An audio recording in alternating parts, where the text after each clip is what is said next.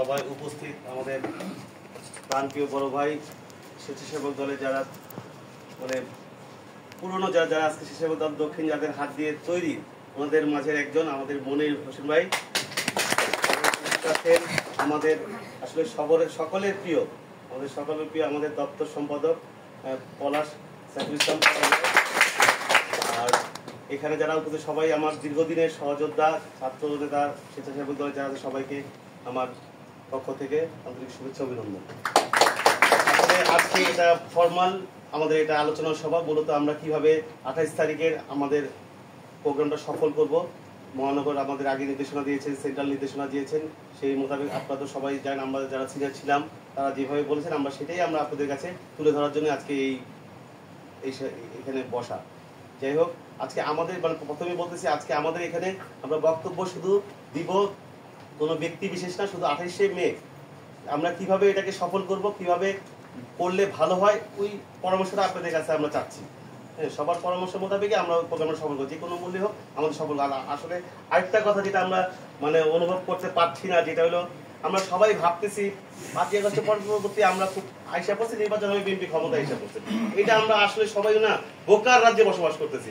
আমাদের সামনে কিন্তু একটা বিশাল ভয়ানক এক দত্তের মাঝখানে কিন্তু আমরা পড়ে আছি। যে কোনো সময় আমাদের একটা সমস্যা হয়ে যাবে, অথবা আমাদের কাছে আওয়ামী লীগের মতো অবস্থা আমাদের হয়ে যেতে পারে। আমরা এরকম একটা ক্যারাকলের মধ্যে আছি, বাংলা কথা যেটা।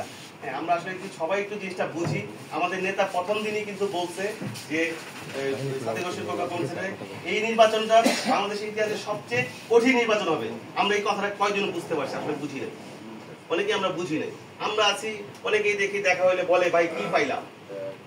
ওরা কি আসলে ছাত্র নেতা নাকি আমাদের দলকে ভালোবাসে?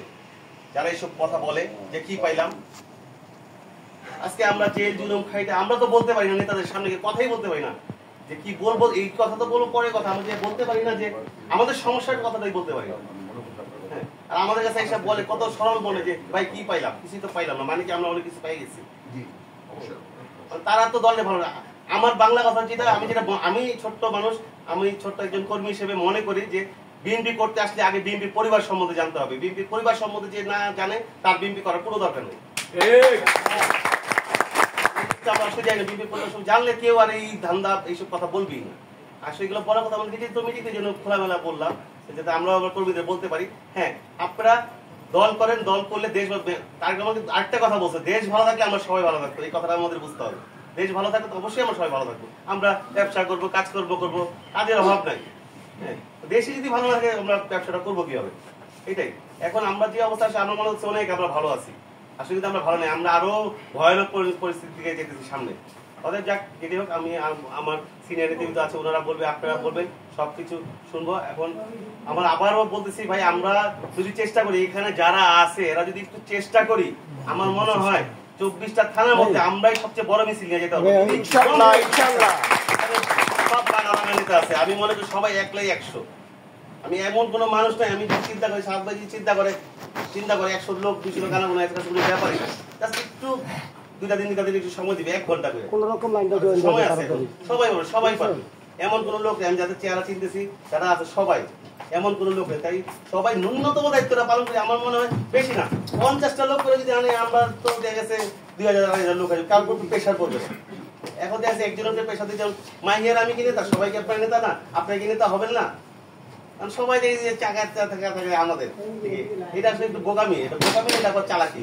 এই চালাকি আমরা না করি নিজের সাথে, এটা করলে কিন্তু নিজের সাথে করা হবে। আপনার যদি নেতা হবেন, আমরা চলে যাবো, তখন কিন্তু আপনার সাথে আপনাদের কর্মীরাও করবে। যেহেতু আমার কি করে তার এই কথাটা আমি তুলছি উঠি, এটার পুরো বিস্তারিত ভাইয়া বলবে এই কথা। আমার যে একটা কথা ওনারা ভাইয়া যাক, এটা আমরা প্রোগ্রাম করি, বক্তব্য দেন, শুরু হয়। ধন্যবাদ সবাইকে।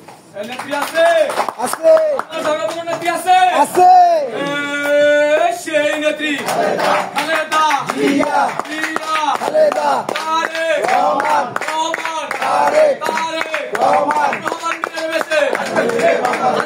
বাংলাদেশে